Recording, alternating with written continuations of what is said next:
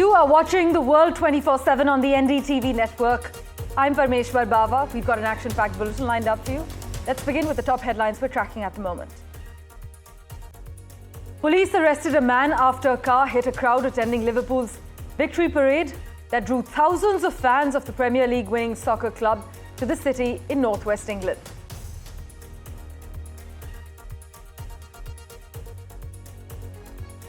US President Donald Trump has escalated his campaign against Harvard University, threatening to take away $3 billion in grants and lashing out at some of its foreign students as radicalized lunatics. Iran would be able to survive if negotiations with the United States over its nuclear program fail to secure a deal.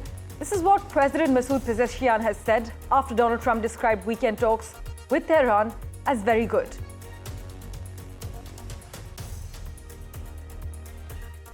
The German Chancellor has said Ukraine has been given permission to use weapons supplied by its allies to launch strikes deep inside Russia.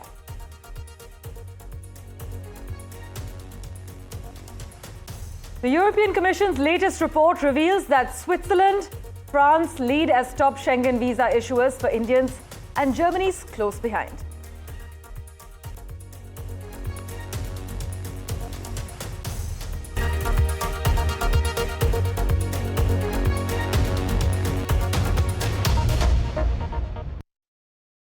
A big focus, nearly 50 people, including children, were injured after a car ploughed into fans celebrating Liverpool's Premier League trophy parade on Monday evening. In fact, a total of 20 people were treated for injuries at the scene, with a further 27 taken to hospital. But take a look at the dramatic visuals playing out on your screen from the Liverpool victory parade.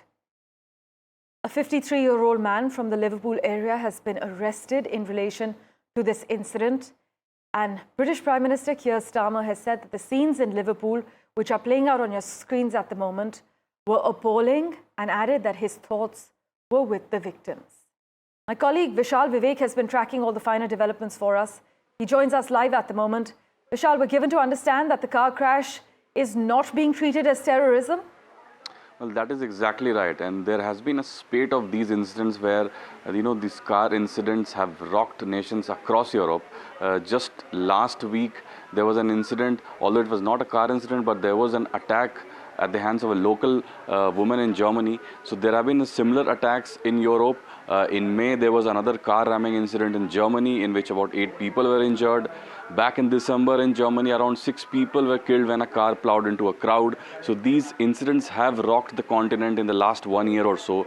And in this incident, the man arrested is again not a migrant. He's a local man, 53-year-old British man, right, who is suspected to be the driver of the vehicle. Vishal, as always, thank you so much for joining us with the latest information. In other crucial news, Donald Trump has escalated his campaign against Harvard University, threatening to take away $3 billion in grants and lashing out at some of its foreign students as radicalized lunatics. Trump said he would consider removing the money from Harvard and giving it to trade schools in the US. In fact, in a separate post, he railed against the university's international students, saying he was waiting on Harvard to supply foreign student lists so that the US government could determine how many radicalized lunatics, troublemakers, all should not be let back into our country. These are the US president's words. The comments intensify Trump's attack on Harvard since his inauguration as the US president in January, including a freeze of more than $2.2 billion in federal funding for grants at the university.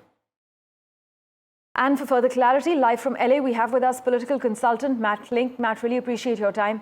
Thank you so much for joining us on NDTV. Is Donald Trump's targeting of Harvard really about university governance, or is this a calculated culture war playing out, as some argue?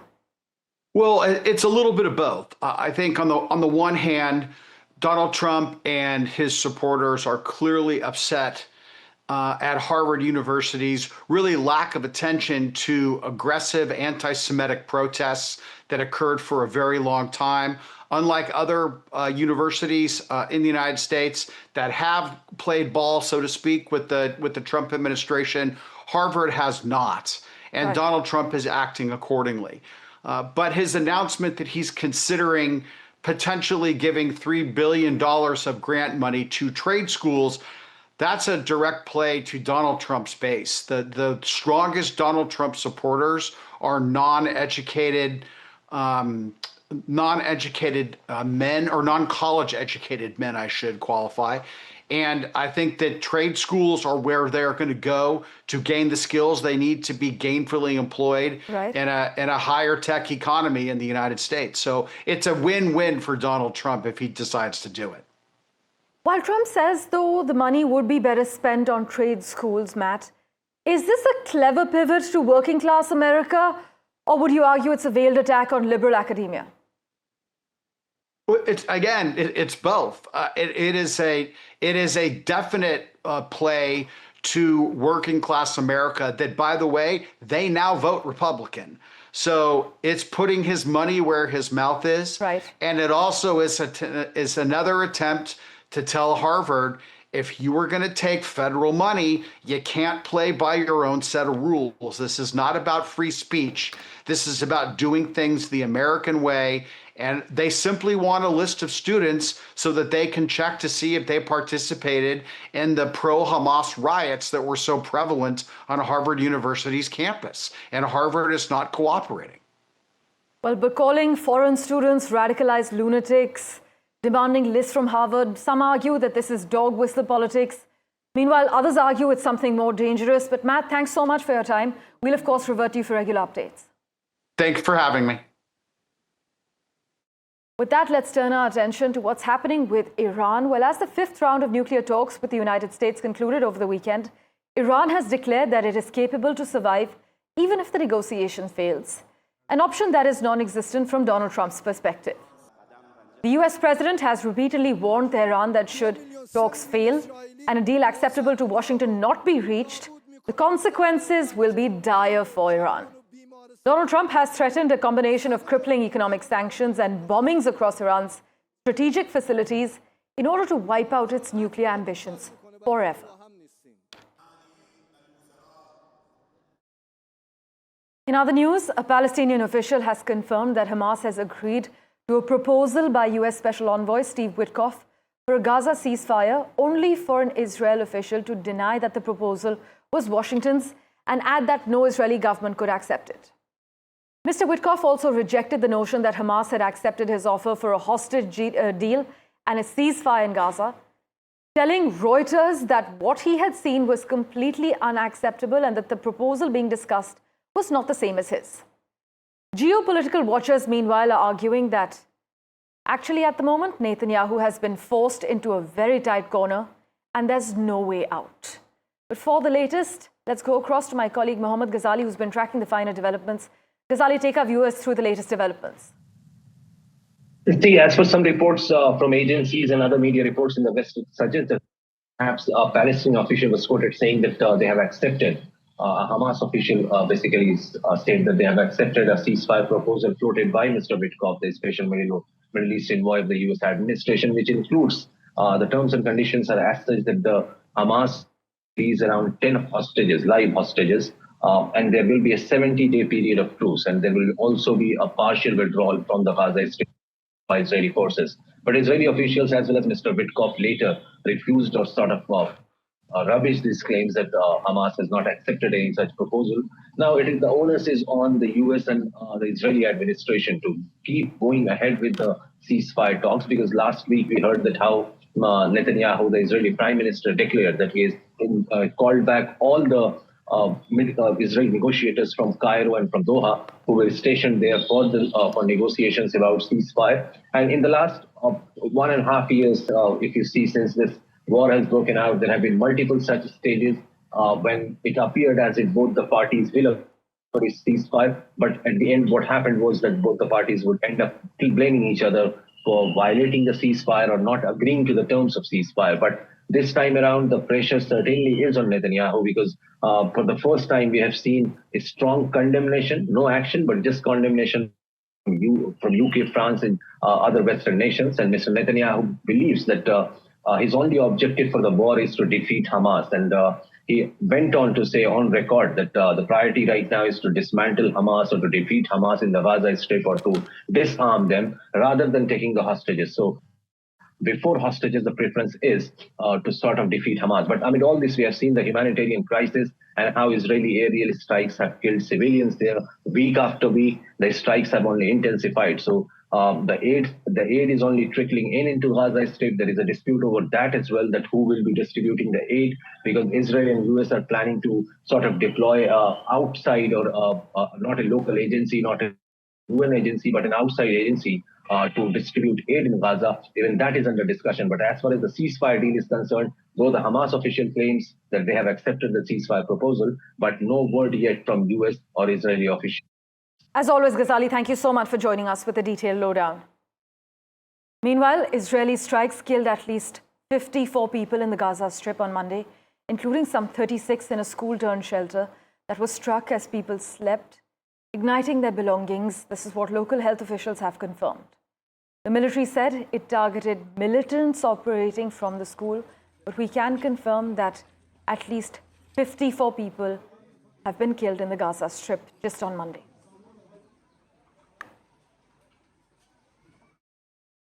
Meanwhile, you must note that the German Chancellor has said that Ukraine has been given permission to use weapons supplied by its allies to launch strikes deep inside Russia. There are absolutely no range limits anymore for weapons delivered to Ukraine, not from Britain, the French, or from us, also not from the Americans. This is what Mr. Merz said at a conference in Berlin on Monday. He further added that means Ukraine can defend itself by attacking military positions also in Russia.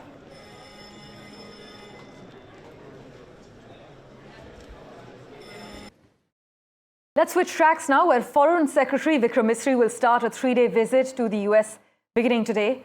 A follow-up to Prime Minister Modi's visit to Washington in February. This is what the Ministry of External Affairs has said. Deputy NSA Pavan Kapoor is also expected to travel to the US for the Indo-US Tech Dialogue under the rubric of the Trust Mechanism, which is about critical and emerging technology.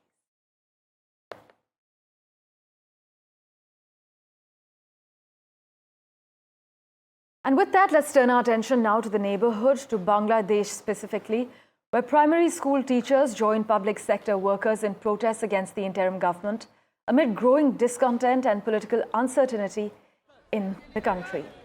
For further clarity, we have with us from the Center for South Asian Studies at JNU, Professor Sanjay Bhardwaj. Professor, thank you so much for joining us on NDTV. Really appreciate your time. Given the description of a warlike situation by Mr. Yunus's press secretary, to what extent is Bangladesh at risk of deeper political instability or unrest before the next general election? There are multiple contentions within Bangladesh today. One is, of course, you have correctly mentioned that there is a number of protests are going on. That particularly one is Public Service Amendment Act, that the administrative service people, they are protesting. Students, they are protesting. Ready-made garments, because there are hardly any investment is taking place. Recently, the statement has come that zero investment has come to Bangladesh in last 8 months. Right. And then, of course, that the school teachers, students, everywhere, you know that there's a chaos, there is a law and order problem, and people are coming. This is one crisis. Second crisis, of course, is within the position. I mean that who were anti-Awami League and anti-Hasina.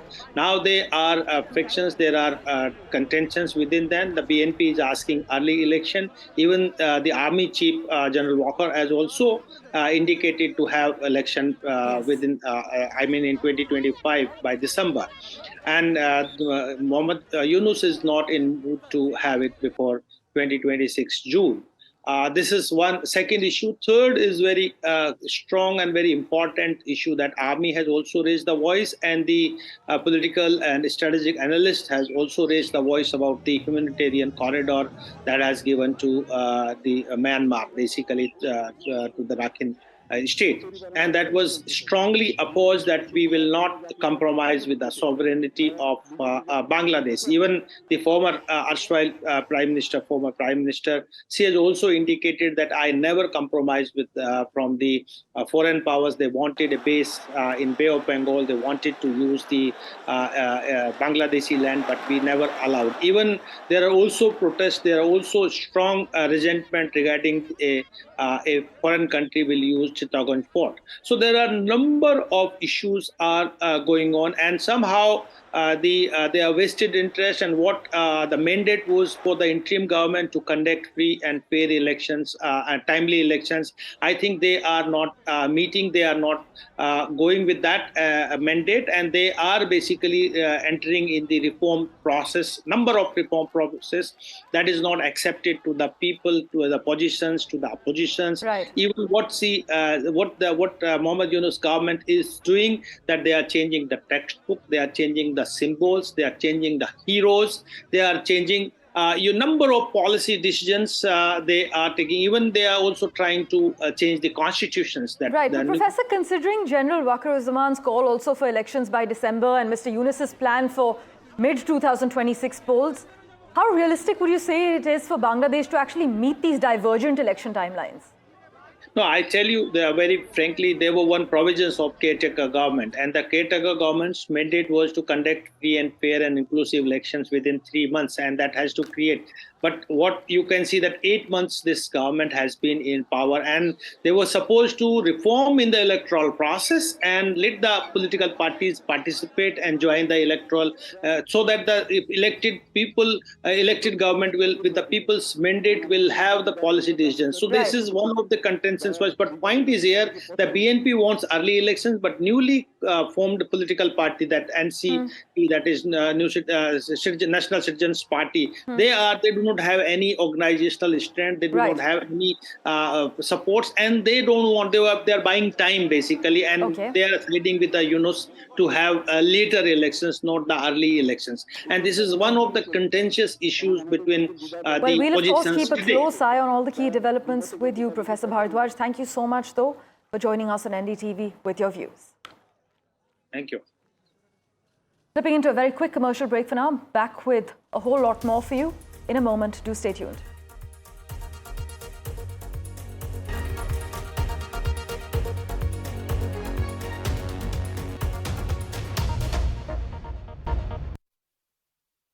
Welcome back. Well, French President Emmanuel Macron played down an incident in which his wife pushed him in the face as the couple arrived in Vietnam to begin a tour of Southeast Asia.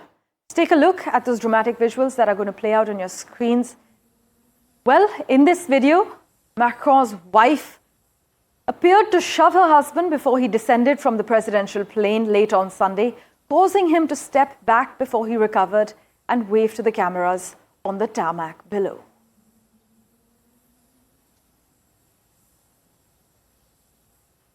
Meanwhile, Paris in June, the Amalfi Coast, Swiss mountain escapes.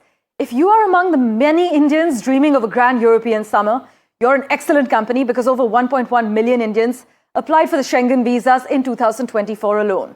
This is actually according to the European Commission's 2024 State of Schengen report. But here's the part no travel brochure mentions. The real journey begins not with your flight, but with your visa appointment. And this year, where you apply from could very well determine whether your summer is chateau chic or cancel before check-in. Going by newly released data though, Switzerland, yes, it's scenic, but also it's the smartest visa bet. You shouldn't be surprised, because Switzerland boasts an 87.94% approval rate for Indian applicants, and more impressively, it granted nearly 2 lakh visas last year. Even better, Swiss visa appointments are currently available next day in Delhi, Mumbai and Bengaluru. That's almost unheard of for peak travel season. As far as France, Germany and Italy are concerned, they're popular picks with strong odds. France approved over 1.65 lakh visas with an 83.63% success rate. Germany and Italy were also quite generous, both nearing 89% approval. The only catch, you'll need to move quickly, because France opened its Delhi appointments from the 26th of May and Mumbai from the 28th of May. In terms of Belgium, well, it's being called the best kept visa secret, because it's a quiet gem. Belgium has the highest approval rate of them all, 90.56%. It may not be your first choice for a holiday, but it could be the smartest starting point, especially if a smooth visa process is your top priority. And Greece may be all over Instagram, but behind the dreamy photos lies a bit of a harsh statistic. Only 68.15% of Indian visas were approved. That's actually the lowest on the list. So if you're planning a June or July departure, your choice of consulate could determine whether your Euro dream takes off or gets grounded. Meanwhile, in a significant policy shift, India has resumed granting visas to Afghan citizens across multiple categories, nearly 4 years after suspending all visa services following the Taliban's return to power in Afghanistan. This amid warming up of ties with Taliban. As you know, Dr. Jaishankar just a few days ago had also dialed his Taliban counterpart. And you must note that while no official public announcement has been made, a notification posted on the official visa portal, which is indianvisaonline.gov.in, confirmed the rollout of this new Afghan visa module in late April. So as I mentioned, it's multiple categories, including student, business, medical attendant, and UN diplomat visas. Thank you so much for investing your time and watching this edition of The World 24/7. As always, we'll keep tracking the latest for you. Do stay tuned.